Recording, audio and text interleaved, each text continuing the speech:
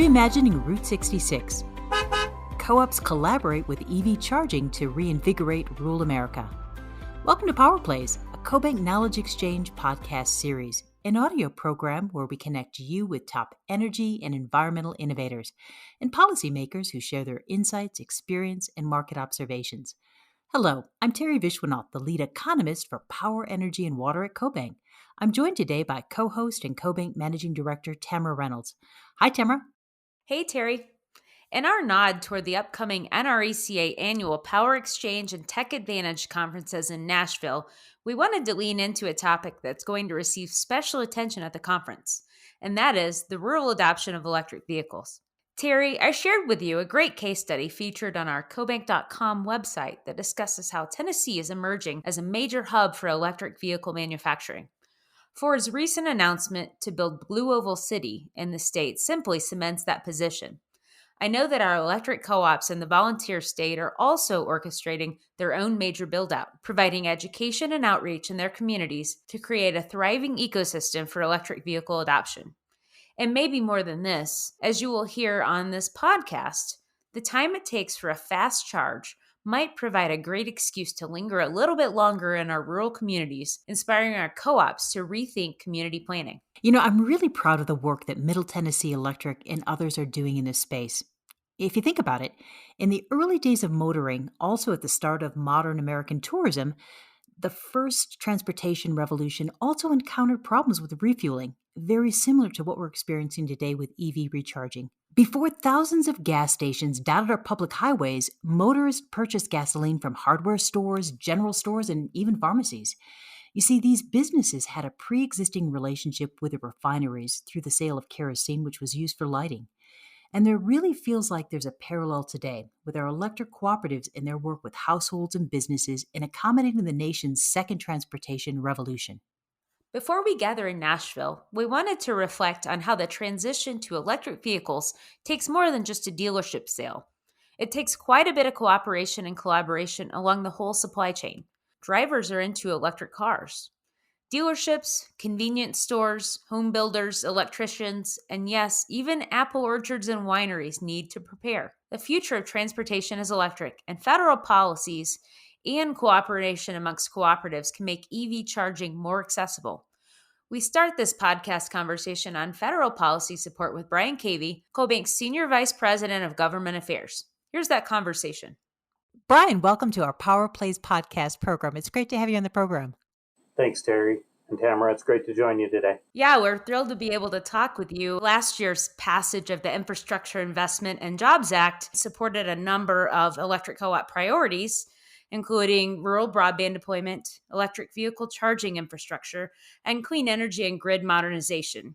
So today, we really wanted to focus attention on those first two, broadband service and EV charging infrastructure. Can you give us an overview for this investment? The long-awaited Infrastructure Investment and Jobs Act delivered some good news and, candidly, about $1 trillion to folks around the country. Now, some of that was simply reauthorization of existing programs, but there's also significant new investment, including the two areas that you mentioned. The bill provides $7.5 billion for an EV charging network and somewhere in the neighborhood of $65 billion for broadband access and affordability programs. And that's real money for both of those. Notably, the president established a task force with 6 federal department secretaries and a couple more cabinet-level posts and chaired it with former New Orleans Mayor Mitch Landrieu. So it's a diverse and high-powered panel, and the task force should be helpful as they're trying to navigate when jurisdictional lines prevent obstacles to getting these programs up and running. Since the bill was enacted about 2 months ago, there's been important progress, but that said, I think it's important to recognize this is a marathon, not a sprint, as they try to invest those funds in a responsible and productive manner. For our co-op listeners, how can they influence their ability to access funding for their communities when it comes to rural broadband? I think the benefit of this bill is the money that's there is going to address that problem. The question is, how far will $65 billion go? I think folks at electric co-ops can reach out to their to their national trade association at NRECA. Also, their state associations as well are actively engaged in this. Hopefully, the federal investment that's going to be made through this bill will be delivered in a way that enhances and improves rather than duplicates the work that's underway in some of the states. I think you make a great point too, Brian. It's just, it's how far can we stretch this dollar, right? We've got 30 million Americans that are living somewhere without adequate broadband access. That is roughly 25% of the rural population.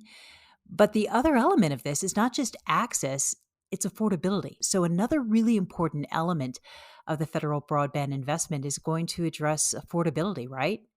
Yes, one of the set asides in the broadband spending was over $14 billion set aside for the Affordable Connectivity Program, and it built on or is a long-term replacement of the emergency broadband benefit that was started to help Americans during the COVID-19 pandemic. During the pandemic, there was a $50 a month per household program to help folks access the broadband that was essential for them to deliver education to their kids at home, to be able to work from home, to be able to receive telemedicine services when they couldn't get in and get treatment. So it was really an important program that was passed in the early days of the COVID relief packages. This program is long term and it's a little lower rate. It's at $30 per household per month, but still helps out in making it affordable. I want to switch gears. The other important topic we want to talk about is that federal spending that's going to be focused on electric vehicle recharging infrastructure. Well, one of the highlights of the bill for folks that are supportive of EVs is that there is $7.5 billion in the bill to help bring EV charging infrastructure to places that haven't been able to access it until now, and that should help make it easier for drivers in rural or marginalized communities to make the switch to electric vehicles. And while that program is funded at half what the original proposal was, the administration still has a goal of powering up 500,000 new charging stations, and rural locations are specifically called out as a priority. And I think if the new electric pickups are to be rolled out successfully and make their way to rural locations as well, we're going to have that charging infrastructure. So this is an important provision that was included in that bill and should have meaningful impact on how we get that technology deployed. Brian, we really appreciate your insights. Thanks for being a part of our program. Tamra, Teri, thanks for the chance to join you today. I appreciate it. Are you interested in hearing how electric co-ops are supporting EV adoption in their communities? The conversations that are currently happening with community leaders, home builders, dealerships, and electricians? Well, stay tuned to the second half of this podcast where Tamra and I catch up with Nate Boettcher. We'll be right back. With today's ever-changing energy landscape, co-ops are evaluating ways to manage cash while continuing to meet their members' evolving needs for affordable, clean electricity. This is why more and more co-ops are taking advantage of leasing for their equipment needs. From electric vehicles and EV chargers to solar and batteries, CoBank Farm Credit Leasing can meet your financing needs while allowing you to make the most of your cash on hand. Contact your CoBank relationship manager for more information and a free quote today. And welcome back. I think Brian provided great context on the federal policies that'll support increased funding for both rural broadband as well as electric vehicle charging. For the second half of our program, we catch up with Nate Boettcher, CEO of Pierce Pepin Cooperative Services in Wisconsin, who also serves as president of Charge EV, a national electric vehicle charging brand powered by electric cooperatives. And I'm going to mention this. Nate is also the host of a community podcast program called Live Better. Nate, welcome to our program. Yeah, thanks for having me. Looking forward to our chat today. You know, Teri, I think this is the first time that we're actually interviewing another podcast host on our program. So let's begin our discussion briefly with a quick overview of Charge. Can you give us a little more background about the organization? I joined Pierce Pepin Cooperative Services back in October of 2019. And at the time, our board was looking for an electric vehicle strategy. We're a pretty small co-op located in the upper Midwest in Ellsworth, Wisconsin. And so as we got into kind of thinking about our strategy relative to electric vehicles, we realized that we really didn't have a single person in our office that could focus all of their attention and all of their energy on electric vehicles. As luck would have it, we went down to a managers meeting down at Dairyland Power Cooperative, who's our GNT, and they had been talking about what the group should do relative to electric vehicle charging. And so out of that came a working group. And so what we found during that, in that working group, is that really all of the cooperatives that were part of Dairyland were thinking about electric vehicles. A good portion of them were thinking about it and all kind of struggling on how to get their program going. And so it really gave us a great opportunity to sort of come together and to think about how we might collectively create something like Charge that could be utilized and could expand it across all of the upper Midwest and frankly, what's really turned into sort of a nationwide program. We started out with really kind of 31 distribution co-ops that were sort of part of the initial group. And over the last year, we've actually now expanded to just around 70 co-ops that have been a part of Charge. And what's even more impressive is that we've had interest all over the country. You mentioned that there were a number of reasons that you guys collectively, that working group, wanted to really take advantage of by creating Charge. Can you talk a little bit about what those are and what you guys found were valuable for collaborating in this way? At the time, everyone was really focused on range anxiety, right? Our co-ops are in rural areas, and are people going to adopt electric vehicles without public charging and feel comfortable that they can leave their homes with an electric vehicle and go to wherever they may want to go? About 80% of the charging that people do is going to actually be done inside of their home. And so that gave us kind of an opportunity to start to think about, well, if most of the charging is going to be done inside their home, and then when people leave to charge, they're probably actually going to leave the service area, their co-op service area, before they need an additional charge. We really needed to think about a brand that would unify electric co-ops, because if I have a member that's leaving and they're going to leave our service area and they're going to go to another part of Wisconsin or Minnesota or Iowa, we wanted them to be able to make that connection to another electric co-op. The other thing that really became top of mind was the expanded need for education. So we knew that we were going to have to do a lot of education just with our members and with those individuals that were going to be driving electric vehicles. But we started to realize that there was a broader audience. A lot of the dealerships, still even to this day, are very uncomfortable with electric vehicles, and they're really uncomfortable with charging at home and what that's going to mean. And the other thing is home builders and electricians. We wanted to try to do our best to get out in front of builders and electricians so that they were thinking ahead about wiring and pre-wiring homes for electric vehicle chargers. And then the last thing that I would just point out is, we really saw public charging as sort of a billboard or an advertisement for tourism and economic development. And so just trying to educate those entities why having public charging at their facilities would encourage people to come from outside of our area to patronize that business or that tourist destination. Something you mentioned, I thought it was a bit surprising, happened to be, it really takes a full ecosystem push to be able to have this technology change. Yeah, absolutely. People are kind of not thinking about a home that has to be connected with an electric vehicle charger. In fact, we have a cooperative, Eau Claire Energy Cooperative, that's part of Charge, that is working on a planned subdivision where every home in that subdivision will have an electric vehicle charger installed in the home.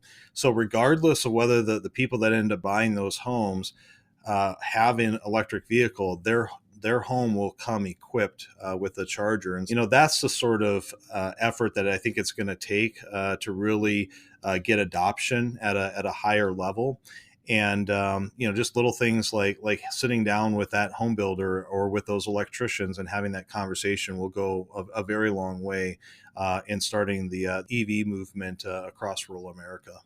Instead of having to retrofit, have the conversation up front.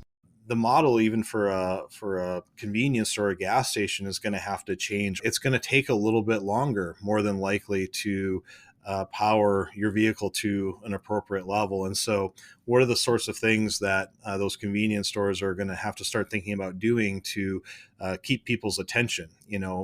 As a good example, they're probably going to have to invest in some pretty good Wi-Fi so that people can charge their vehicle, check their email, maybe download a movie or whatever it might be.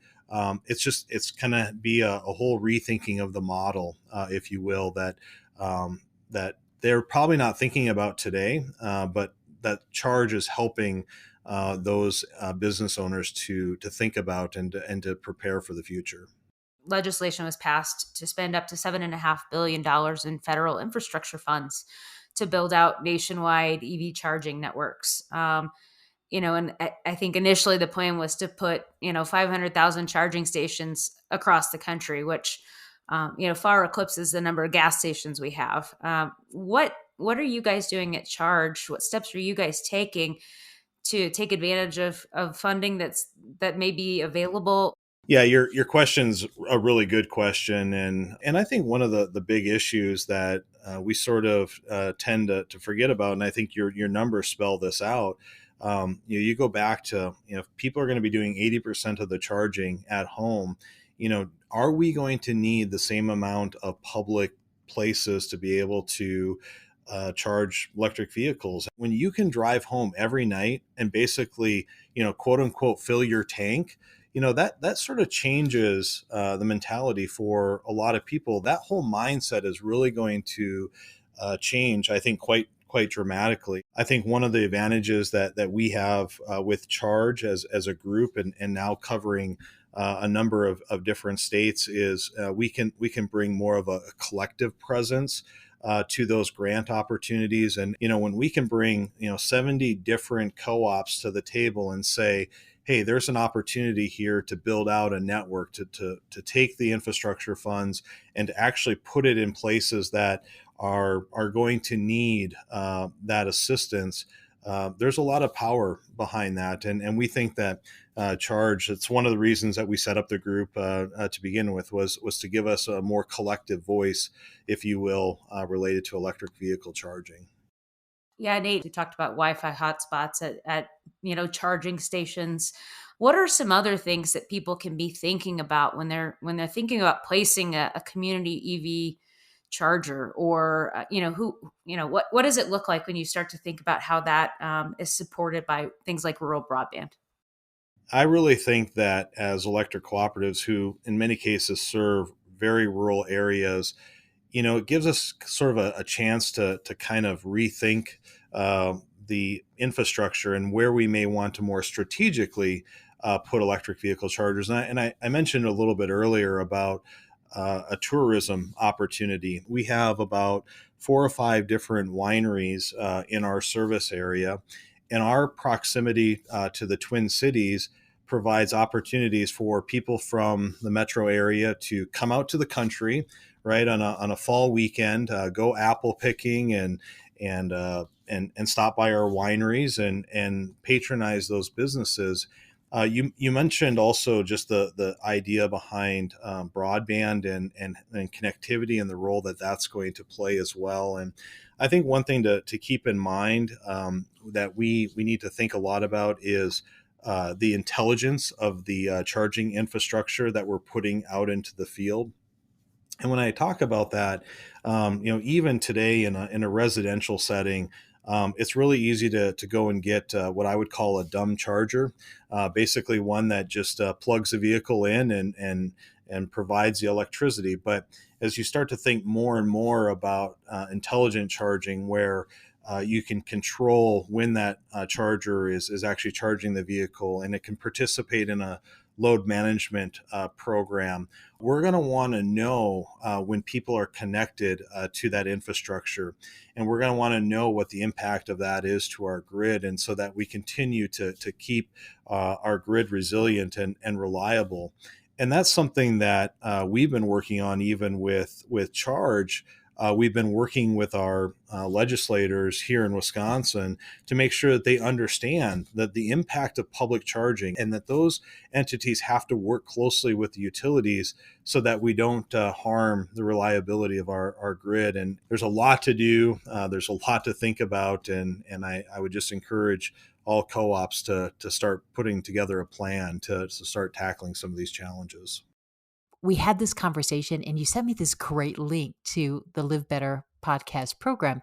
And you had interviewed Brian Berg. Now I think he's a director at your co-op for District 3, right?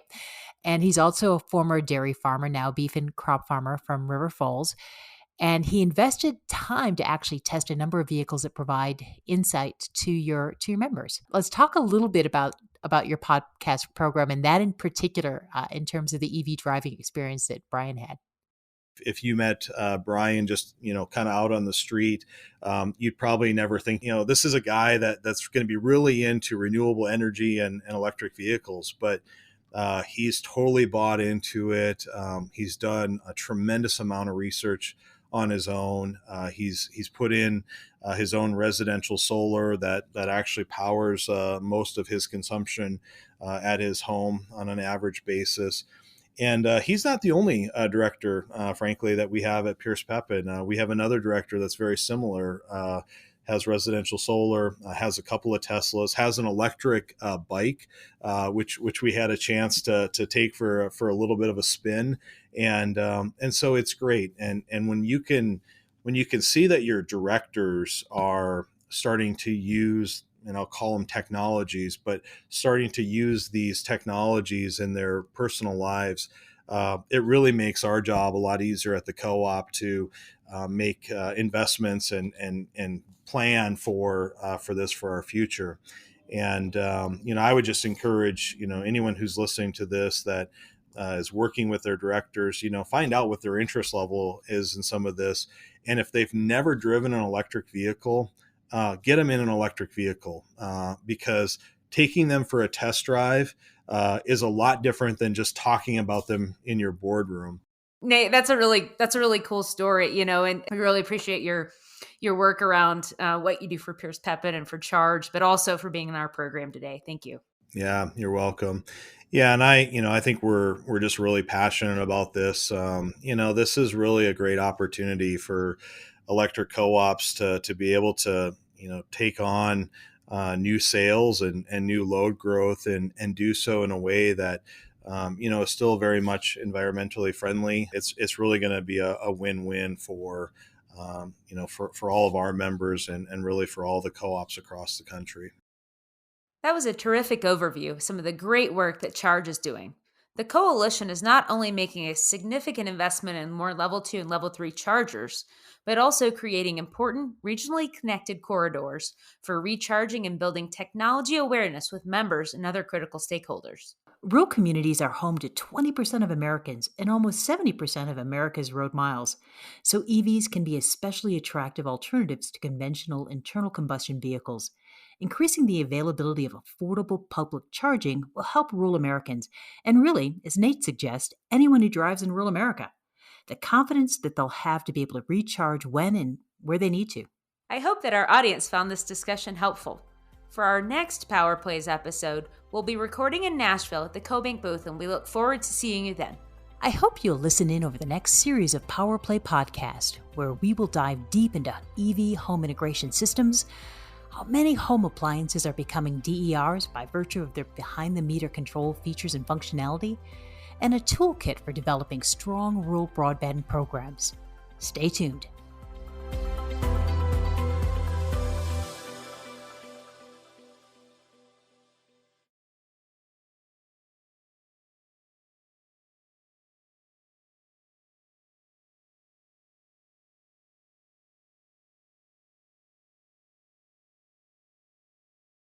The information provided in this podcast is not intended to be investment, tax, or legal advice and should not be relied upon by listeners for such purposes. The information contained in this podcast has been compiled from what CoBank regards as reliable sources. However, CoBank does not make any representation or warranty regarding the content and disclaims any responsibility for the information, materials, third-party opinions, and data included in this podcast. In no event will CoBank be liable for any decision made or actions taken by any person or persons relying on the information contained in this podcast.